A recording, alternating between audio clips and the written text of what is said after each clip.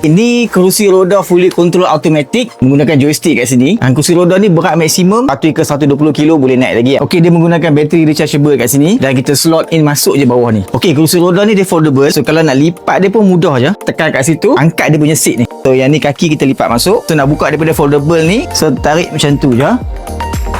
So buka kaki dia.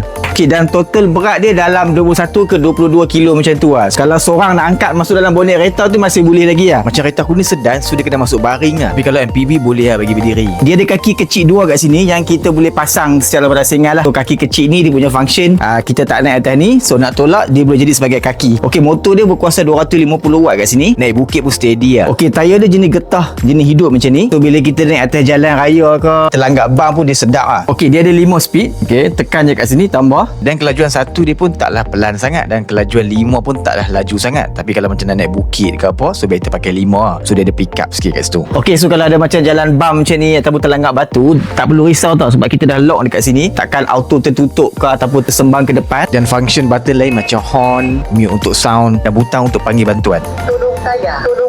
Okey, so yang nak beli kat mak ayah ataupun pakcik-pakcik, makcik-makcik yang nak cari kursi roda yang fully auto menggunakan joystick kat sini dan sangat-sangat mudah nak guna, link untuk belian dah disediakan kat situ.